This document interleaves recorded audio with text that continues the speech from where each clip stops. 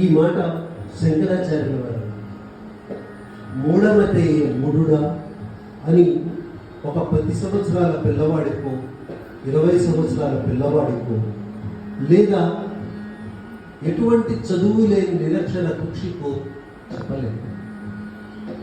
ఆది శంకరాచార్యుల వారు ఒకసారి కాశీ నగరంలో ఉన్నప్పుడు గంగా స్నానానికి వెళుతుంటే దారిలో ఒక వృద్ధ బ్రాహ్మణుడు సంస్కృత పండితుడు కూర్చొని డుక్కుం కరణే అని వ్యాకరణ వాక్యాలను వెళ్ళవేస్తుంటారు.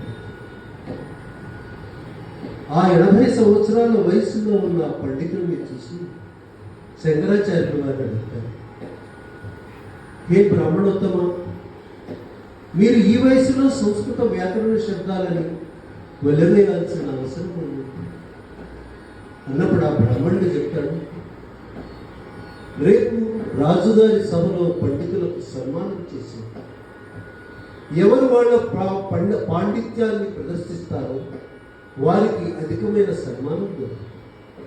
కాబట్టి నేను ఆ సన్మానాన్ని అందుకోవటానికి ఈ యొక్క వ్యాకరణాన్ని వదిలేస్తాను అన్నప్పుడు ఆయన స్థితికి జాలిపడి ఆసువుగా ఆదిశంకరాచార్యుల వారు చెప్పినది ఈ భజగోవింద శ్లోకం. భజగోవిందం భజగోవిందం గోవిందం భజ మూఢమతే సంప్రాప్తే సన్నిహితి కాలే నహి నహి రక్షతి డుక్కుం కరణే. నీవు 80 సంవత్సరాల వయసులో ఉన్న పండితుడిలాగా కనపడుతున్నావు, కానీ నీ చేష్టలు చూస్తుంటే నాకు నీవు మూఢుడులాగే కనపడుతుంది. ఎందుకంటే నీకు నీ అంత్య సమయం ప్రాప్తించింది. ఆ సమయంలో నీ డుక్కుం కరణే కాపాడదు. నీకు 80 సంవత్సరాల వయసులో కూడా నువ్వు సన్మానాలకి సత్కారాలకి వెంపర్లాడు. నువ్వు వెంపర్లాడవలసింది ఏమన్నా ఉంది అంటే కేవలం ఆ పరమాత్మ నామాన్ని భజించటాడు. భజ గోవిందం భజ గోవిందం. ఆ గోవిందుడిని భజించటం శాశ్వతమైన పద్ధతిలో చేయటమే నువ్వు చెయ్యవలసింది. నీ ఇప్పుడు వయసు 80 సంవత్సరాలు. 80 సంవత్సరాలలో నీవు కడుపు నింపుకోవటానికి కష్టపడ్డావే కానీ నీ మానవ జీవిత లక్ష్యం వైపు ఒక్క అడుగు పడలేదు. కాబట్టి నీ 80 సంవత్సరాల జీవితం వ్యర్థం, పరిపూర్ణ వ్యర్థం. ఒకసారి ఒక పండితుడు గంగానది దాడుతూ ఉంటాడు. దానిని ఆ పడవ నడిపేవాడు సరంగు నడుపుతూ ఉంటే పడవలో ఒక పండితుడు ఆ పడవ నడిపేవాడే ఉన్నాడు. పండితుల వారికి ఖాళీగా కూర్చోవడం ఇష్టం లేకపోయింది. పడవ నడిపేవాడితో మాటలు తెలిపాడు. ఏమో ఎప్పుడైనా వ్యాకరణాలు చదివావా అన్నాడు. లేదు బాబయ్య, నా వృత్తి ఈ పడవ నడుపుకోవటం, దీంతో పోషించటం. వ్యాకరణం అంటే నాకేం తెలుస్తుంది? అరే ఇంత తప్పు జరిగిపోయింది.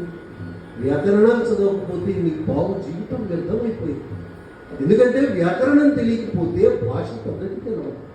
భాష పద్ధతి తెలియకపోతే మనం దాన్ని ప్రకటించే పద్ధతి తెలవదు. కాబట్టి నీ బాబు జీవితం వ్యర్థమైపోయింది. సరే పోనిండి బాబయ్య. ఇంకొద్ది దూరం వెళ్ళింది పడవ. మళ్ళా ఊసు పట్టుకోలేక అన్నాడు, పోనీ రామాయణ భాగవతాలన్నా చదివావా అన్నాడు. లేదండి, ఏదో నీ పెద్దలాంటి వాళ్ళు ఎవరో చెప్తూ 2 మాటలు వింటారు, కానీ చదవలేదు అన్నప్పుడు ఆ తర్వాత ఆ పండితులు వాళ్ళు తిరిగి ఉంటారు. నీ 25% కాదు 50% జీవితం వ్యర్థమైపోయింది. మన సమస్త సారాంశము రామాయణ భాగవతాల్లోనే ఉంది. సరేనయ్యా, తర్వాత అయినా ప్రయత్నిస్తాను, ఏం చేస్తాను అంటారు. ఇంకొద్ది ముందుకు వెళ్ళిన తర్వాత కనీసం వేదాలు ఉపనిషత్తుల పేరును విన్నావా అంటే లేదండి అంటారు. నీ ముప్పావు జీవితం వ్యర్థమైపోయింది కదా అన్నప్పుడు పడవవాడు అంటాడు, నది ఉరవడి పెరిగింది. ఉరవడి పెరిగేసరికి పండితుల వారు అడుగుతారు, అయ్యా మీకు ఈతటం వచ్చా అనగా లేదురా, ఎందుకు అట్లా అడిగావు, ఇప్పుడు ఏమవసరం వచ్చింది అన్నాడు. ఎందుకంటే నది ఉరవడి పెరుగుతోంది, నేను ఇప్పుడు పడవ నడపలేదు, ఈదుకుంటూనే ఒడ్డుకు వెళ్ళవలసి ఉంటుంది.